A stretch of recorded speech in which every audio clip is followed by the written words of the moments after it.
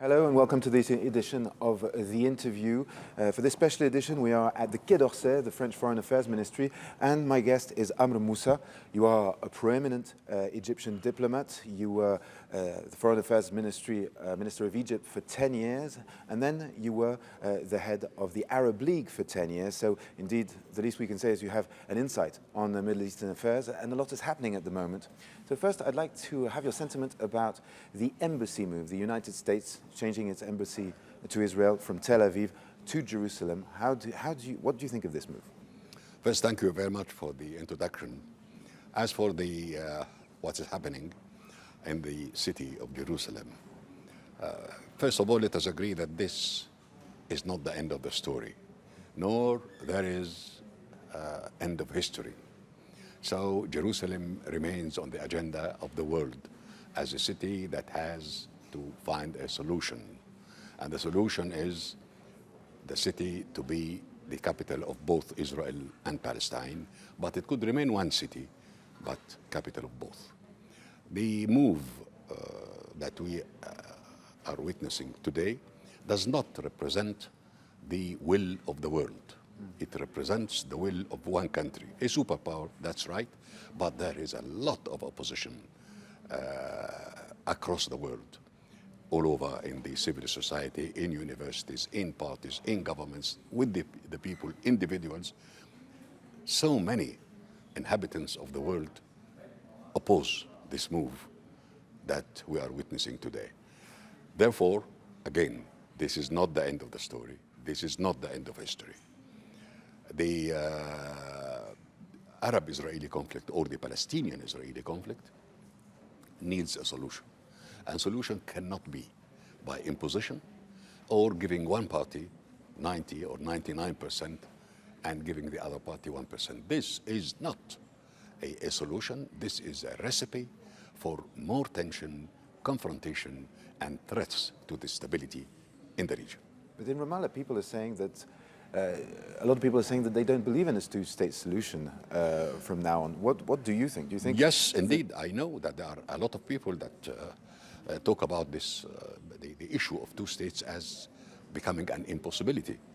I would say that yes, there are a lot of difficulties, but that was there with us from the beginning. The idea of the state was created as a carrot. It has become a moving carrot, behind which the Arab or the Palestinian rabbit is It's been running for 25 years. But both of them, the carrot and the rabbit, are moving or running in the same speed. Therefore, the rabbit will never reach the carrot, but the carrot will never disappear from the sight of the rabbit. This is a game that has become silly one. The solution, in my opinion, now is to put the issue of one state on the agenda of negotiations. As we to end Oslo. Don't say that let us remove the issue of two states from the agenda, but let us add the issue of one state to the issue of two states as another option. But the Palestinians should not be imprisoned in between these two brackets of a Palestinian state. The one-state solution should be put on the agenda and negotiated if the first one fails, and it is going to fail anyway. So you think that's the end of this carrot? We've seen a lot of violence in Gaza as well. How do you react to that? I mean, Israelis tend to say, for example, when you tell them, look, there's been a lot of violence in Gaza and you're maintaining a blockade for 10 years, they often say, yeah, but Egypt is also maintaining a blockade. I act to that from the angle of an Arab citizen, a human being, who sees over 50 casualties, over 1,000, as the news say, as the news report, over 1,000 injured. According to this is immense. Therefore, this is not just a demonstration or skirmishes.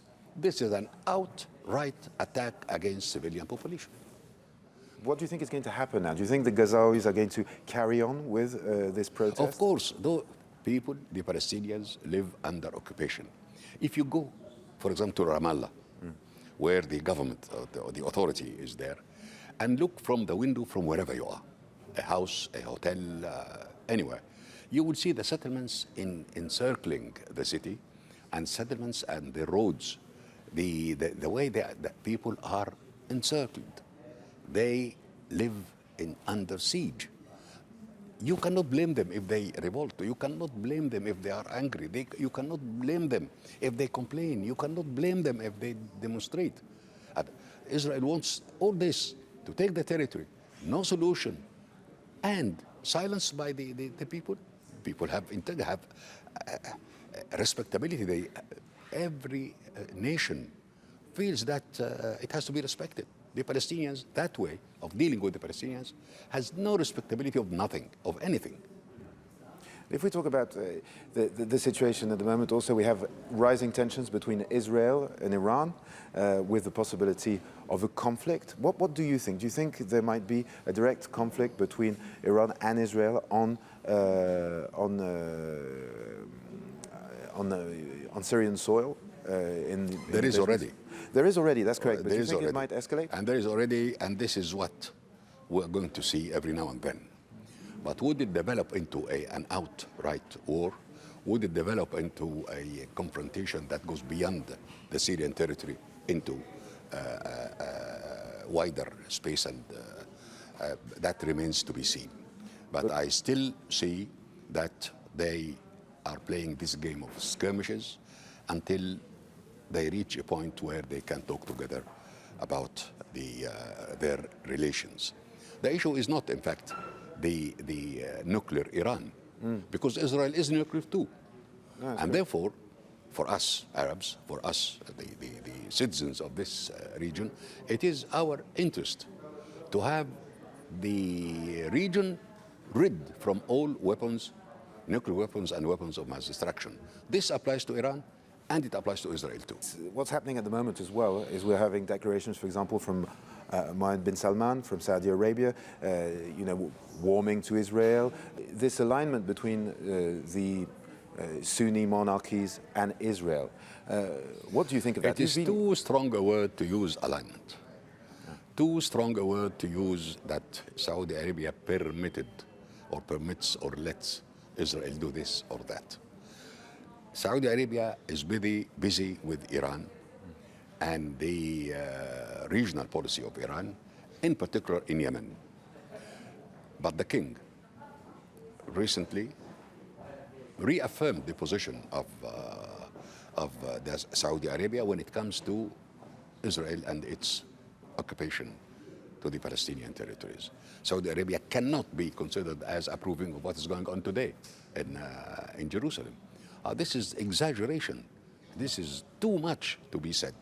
But that Saudi Arabia is really busy. Otherwise, yes, indeed, they are busy with Yemen in particular, and also with this huge change that is taking place in Saudi Arabia now, which many of us as citizens of this region look at with a lot of interest and joy, that there is progress, there is a change, major change in Saudi Arabia, which would affect all Islamic societies, if not today, then tomorrow.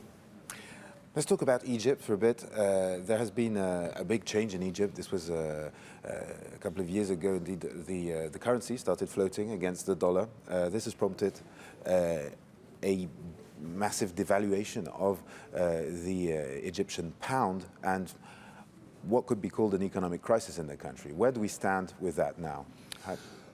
Yes, since 2011, we faced a major deterioration in the economic and financial affairs of the country.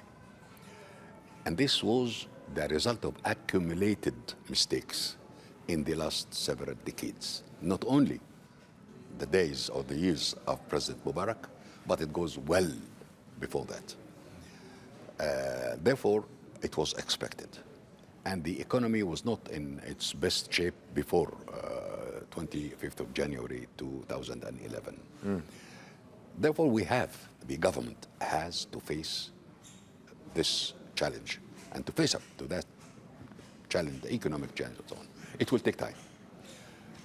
But now, the reports as we read them coming from the World Bank, from the fund, from the European Union, show that there is a movement to the better in the economic situation in Egypt, and that the progress, the development is taking shape, and the reform is being felt. But still, we have a lot of difficulties. The currency, as you say, have to be dealt with in a serene way, in a way that would preserve the basic tenets of the Egyptian economy and finance. We know we have to pay that price insofar as unemployment or the prices, etc. And we have to help the poor classes. The government has to help them. Social justice has to work today, not tomorrow, today. And I believe this is the task that the government, the new 4 years of President Sisi would deal with. Well, thank you very much for speaking to us, Amr Moussa. Thank you for watching this interview. You can watch it again on France24.com. And, well, thank you for being with us.